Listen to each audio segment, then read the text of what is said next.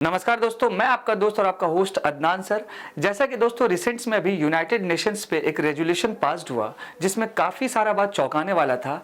एक तो ये बात चौंकाने वाला है कि इस पार्टिकुलर रेजोल्यूशन में अगेंस्ट में जो वोटिंग हुआ है वो बिल्कुल जीरो हुआ है दोस्तों, और साथ साथ भारत का जो स्टैंड है इस पार्टिकुलर रेजोल्यूशन में वो आपका एब्सटेन है, मतलब ना ही फेवर में है ना ही अगेंस्ट में है, बिल्कुल आपका न्यूट्रल साइड में है।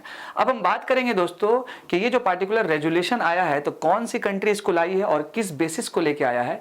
तो बेसिकली दोस्तों ये जो नॉर्मली रेजोल्यूशन पास्ड हुआ है इस्लामोफोबिया को लेके हुआ है।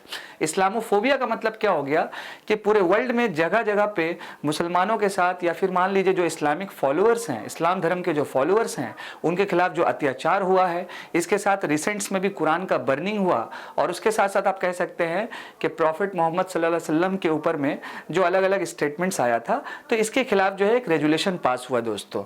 आप सभी लोगों को मालूम है कि यूनाइटेड नेशन जनरल असेंबली में लगभग आपका 190 प्लस कंट्री है और एक आपका यूनाइटेड नेशन सिक्योरिटी काउंसिल है। तो ये जो दो ऑर्गेनाइजेशन है काफ़ी पावरफुल ऑर्गेनाइजेशन है दोस्तों, ये आपको रिमेंबर रखना होगा।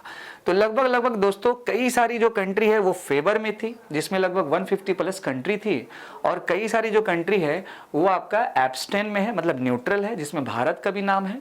और आपके बात करेंगे अगेंस्ट में तो आपका जीरो है दोस्तों। तो फर्स्ट ऑफ ऑल हम बात करेंगे कि ये जो पार्टिकुलर रेजोल्यूशन लाया गया यूनाइटेड नेशन में फ्राइडे के दिन, तो ये कौन सी कंट्री आपके लाई। तो दोस्तों बेसिकली इस पार्टिकुलर रेजोल्यूशन को लाने वाली जो कंट्री है वो आपकी पाकिस्तान है, और इसके साथ साथ इसको जो को स्पॉन्सर्ड कर रही है दोस्तों वो आपका चाइना को स्पॉन्सर्ड कर रही है फर्स्ट ऑफ ऑल।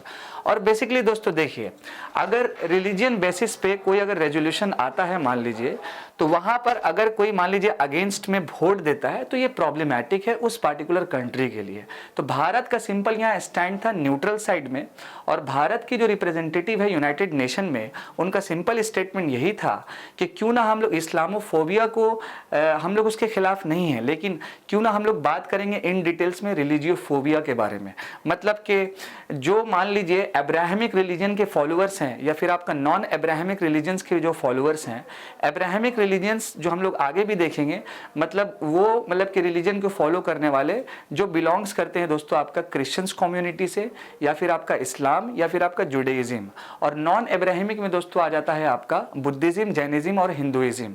इस पार्टिकुलर रेजोल्यूशन में भारत की तरफ से जो रिप्रेजेंटेटिव है आप यहाँ पर देख सकते हैं, ये कंबोज जी हैं, जिनका ये कहना था कि लगभग आपका मान के चलिए कि पूरे वर्ल्ड में कह सकते हैं हिंदुइज्म के जो फॉलोअर है वो आपका 1.2 बिलियन के आसपास है, बुद्धिज्म की बात किया जाए तो 535 मिलियन के आसपास है, और सिख कम्युनिटी के फॉलोअर्स की बात किया जाए तो दोस्तों 30 मिलियन के आसपास है। तो भारत का इस पार्टिकुलर रेजोल्यूशन में एक तो था एब्सटेन, मतलब न्यूट्रल साइड पे था, दूसरा ये भी साइड था कि क्यों ना हम लोग रिलीजियोफोबिया की बात करेंगे। और पहली मर्तबा ऐसा हुआ है कि इन सारी चीज़ों को जो है डिस्कस किया गया यूनाइटेड नेशंस के इस पार्टिकुलर रेजोल्यूशन में ओवरऑल फ्राइडे के दिन। इससे पहले क्या होता था दोस्तों कि अगर मान लीजिए यूनाइटेड नेशन में इस्लाम को लेकर के अगर कोई रेजोल्यूशन आता था तो भारत उसके फेवर में था, फेवर में रहता था। लेकिन राइट नाउ ये ऐसा हो गया है कि ये आपका बिल्कुल न्यूट्रल साइड है, और साथ साथ ये सारे स्टेटमेंट्स को जो है दोस्तों आपका ओवरऑल दिखाया गया है। इसके बाद अगर हम बात करेंगे, मैंने ऑलरेडी आपको बताया कि इस पार्टिकुलर रेजोल्यूशन में लगभग आपका 150 प्लस कंट्री जो है सपोर्ट में है दोस्तों, और कई सारी कंट्री जो है आपका न्यूट्रल है, मतलब कि एब्सटेन है, और अगेंस्ट में दोस्तों जीरो कंट्री है। तो अब सवाल यहाँ पर ये है दोस्तों कि वो कौन कौन सी कंट्री है जो इस पार्टिकुलर रेजोल्यूशन के क्या है दोस्तों सपोर्ट में ओवरऑल। तो यहाँ पर आप देख सकते हैं पाकिस्तान तो ऑलरेडी रहेगा, बिकॉज इसी ने ही क्या है रेजोल्यूशन लाया है। इसके साथ साथ इसको को स्पॉन्सर्ड कौन कर रही है तो दोस्तों आपका चाइना कर रही है overall. United states of America जो है आपका, ये भी आपके सपोर्ट में यानी कि फेवर में है। देन इसके बाद आपका उज्बेकिस्तान है, और उसके साथ साथ दोस्तों आपका वियतनाम है। ऐसी कई सारी और भी जो कंट्री है, लगभग दोस्तों आपका 150 प्लस कंट्री जो है आपका सपोर्ट में है, मतलब फेवर में है, और कुछ जो कंट्री आपका एब्सटेन है, और अगेंस्ट में दोस्तों क्या है आपका जीरो है। ये आपको रिमेंबर रखना है। अच्छा, इस पार्टिकुलर रेजोल्यूशन में एक और चौंकाने वाला बात क्या है दोस्तों कि इसमें इजराइल का भी एंगल को रखा गया है।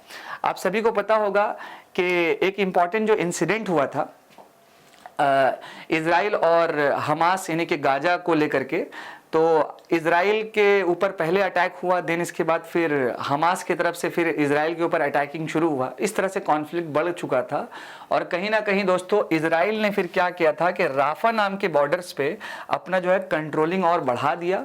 और ये जो राफा नाम का बॉर्डर है ये ओनली क्रॉसिंग पॉइंट था इजिप्ट और गाजा जो भी जाने का, तो यहाँ पर अपना दबदबा बढ़ा दिया। तो इस पार्टिकुलर यूनाइटेड नेशन का जो जनरल असेंबली था राइट नाउ, जो सबसे पावरफुल ऑर्गेनाइजेशन है, जिसमें इजराइल का एंगल को रखा गया और इजराइल को जो है सख्ती से इसके ऊपर जो है कदम उठाने के लिए जो भी है दोस्तों आपका कहा गया है। और बेसिकली दोस्तों ये जो रेजुलेशन आया है वो एक खास दिन में आया है और उस खास दिन का नाम क्या है, international day to combat Islamophobia. ये सबसे इंपॉर्टेंट है, रिमेंबर रखिएगा, international day to combat Islamophobia. और ये रेजुलेशन कहाँ पे आया है दोस्तों, तो यूनाइटेड नेशन आपका जनरल असेंबली, यहाँ पर आप देख सकते हैं कि 62nd ये मीटिंग था ओवरऑल और ये 15 मार्च 2024 का ये आपका पार्टिकुलर डे भी था जिस दिन ये आपका जो भी आया है। और बेसिकली मैंने आपको बता दिया कि ये जो रेजुलेशन रखा गया है तो किस किस बेसिस पे रखा गया है। तो बेसिकली एंटी मुस्लिम जो भी पूरे वर्ल्ड में अलग अलग जगहों पे जो भी प्रोटेस्ट चलता है, देन इसके बाद कुरान का बर्निंग हो गया और भी जो है अत्याचार होता है, तो इन सारी चीज़ों पे जो भी है रखा गया। भारत का जो एंगल है मैंने ब्रीफ में शुरू में आपको बताया, इसके बाद मैं आपको इसके डिटेल्स में बताऊंगा कि भारत की तरफ से जो यूनाइटेड नेशंस में एम्बेसडर है उनका क्या क्या इंपॉर्टेंट ऑब्जेक्शंस था और भारत के एंगल को लेकर के, भारत के पोजीशंस को देखते हुए इस पार्टिकुलर रेजुलेशन में क्या क्या उनका स्टेटमेंट था, वो सारी चीजों को हम लोग डिटेल्स में डिस्कस करेंगे दोस्तों। फर्स्ट ऑफ ऑल आप देख सकते हैं कि रुचिर कंबोज जी यहाँ पे हैं जो यूनाइटेड नेशन की परमानेंट रिप्रेजेंटेटिव है और कह सकते हैं कि भारत की तरफ से ये यूनाइटेड नेशन में एम्बेसडर भी हैं। तो इनका सिंपल देखिए कहना क्या था दोस्तों कि India asserted that rather than singling out one religion, मतलब कि अगर मान लीजिए हम एक ही रिलीजन की बात करेंगे तो वो सही नहीं है, लेकिन हम इसके अगेंस्ट में भी नहीं है। कहने का मतलब ये है हम उसके सपोर्ट में है कि चलो ठीक है वो नहीं होना चाहिए, लेकिन इसके साथ साथ भी इन्होंने जो बात किया है इंपॉर्टेंट, वो आपका बात किया है रिलीजियोफोबिया का। कि रिलीजियोफोबिया का मतलब क्या हो गया कि ना सिर्फ आपका कि इस्लाम धर्म बल्कि अलग अलग जो धर्म के फॉलोअर्स हैं, जैसे आपका मान लीजिए हिंदुइज्म है या फिर आप कह सकते हैं आपका कि बुद्धिज्म है या फिर आपका सिखिज्म है, इनके खिलाफ भी जो ये वायलेंस होता है, अत्याचार होता है, अलग अलग तरह का डिस्क्रिमिनेशन होता है, ये सारे एंगल्स को इन्होंने जो है रखा है दोस्तों। इसके साथ साथ इन्होंने ये भी बात रखा है इस पार्टिकुलर रिलीजियोफोबिया को एंगल्स को लेकर के, तो जिसमें इन्होंने बताया कि टेम्पल्स पे अटैक होता है, गुरुद्वारा के प्रीमिसेस पे अटैक्स होता है, तो ये सब भी जो है कंडेमेबल है, जो नहीं होना चाहिए। तो इन्होंने रिलीजियोफोबिया के एंगल्स को जो है भारत की तरफ से जो रखा है और ये होना भी चाहिए दोस्तों, ठीक है। इसके साथ साथ दोस्तों ये कई सारी चैलेंजेस है जो इनइक्वालिटी जो है फेस मतलब कि जो किया जाता है ओवरऑल, तो हमारे तरफ से भारत की तरफ से यूनाइटेड नेशंस में जो बात कहा गया वो रिलीजियोफोबिया का बात कहा गया कि ये जो एंगल है इसको रखना काफी महत्वपूर्ण है ताकि किसी की भी सेंटिमेंट्स को हर्ट्स नहीं किया जाए। अब बेसिकली दोस्तों इस पार्टिकुलर रेजुलेशन में एक बात जो बार बार सामने आया है वो आपका अब्राहमिक रिलीजन का जो भी है बात सामने आया है दोस्तों। तो उस चीजों को हम थोड़ा सा देख लेते हैं।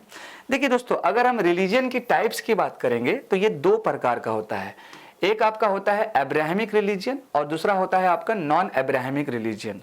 तो भारत की तरफ से जो रिप्रेजेंटेटिव है उन्होंने नॉन अब्राहमिक रिलीजन की बातों को कहा है कि इनके खिलाफ भी ये चीजें नहीं होना चाहिए, और अगर मान लीजिए इस्लामोफोबिया हो रहा है मतलब अत्याचार हो रहा है तो वो भी ना हो, ये भी कहना है उनका। अब्राहमिक रिलीजन में दोस्तों सिंपल क्या है आपका कि इसमें आपका देखिए मुस्लिम, देन आपका जुडाइज्म, इसके साथ साथ आपका क्रिश्चियनिटी, ये सारे जो फॉलोअर्स हैं वो आपके अब्राहमिक रिलीजन में आ जाते हैं। और नॉन अब्राहमिक रिलीजन की अगर हम बात करेंगे दोस्तों ओवरऑल, तो यहाँ पर आपका हिंदुइज्म, देन आपका सिखिज्म, बुद्धिज्म, ये सारे जो अलग अलग रिलीजियस ग्रुप है इनकी कम्युनिटी नॉर्मल आ जाती है। और इस पार्टिकुलर रेजोल्यूशंस में नॉन अब्राहमिक रिलीजियंस का एंगल को रखा गया और काफी सारा डेटा भी दिया गया है दोस्तों भारत की तरफ से। अब जाते जाते दोस्तों एक इंपॉर्टेंट सा सवाल ये भी है जो हमारे स्क्रीन पे आपको दिख रहा होगा कि United Nation has declared 2024 as the international year of, यानी कि यूनाइटेड नेशन ने साल 2024 में कौन सा जो है इस पार्टिकुलर ऑप्शन में एयर को घोषित किया है, तो हमारे कमेंट सेक्शन में जरूर आप आंसर्स दीजिएगा। Option A pulses, option B marine fauna, option C camelids और ऑप्शन डी एआई मतलब आर्टिफिशियल इंटेलिजेंस। तो कमेंट सेक्शन में जरूर आप आंसर दीजिएगा। इसके साथ साथ दोस्तों एक और आंसर जरूर आप दीजिएगा कि ये जो इस्लामोफोबिया को कॉम्बैक्ट करने की बात कहा गया है, रेजुलेशन जो लाया गया है, चलिए ठीक है, अपनी जगह पे सही है। आपका क्या कमेंट होगा, मतलब कि भारत की तरफ से जो स्टैंड लिया गया है रिलीजियोफोबिया को लेकर के, तो वो कमेंट सेक्शन में जरूर आप दीजिएगा। यहाँ तक का जो मामला था दोस्तों आपका यूनाइटेड नेशन में रेजुलेशंस था लाइक आपका इस्लामोफोबिया को लेकर के, ऐसे ही अलग अलग वर्ल्ड अफेयर्स की वीडियोस, देन आपका यूपीएससी के रिगार्डिंग स्टैटिक वीडियोस से जुड़ने के लिए हमारे साथ आप जरूर जुड़ें, जरूर बने। आपके अगर कोई सुझाव होगा तो कमेंट सेक्शन में जरूर आप सुझाव दें। मैं आपका दोस्त और आपका host Adnan sir, thank you so much. जय हिंद दोस्तों।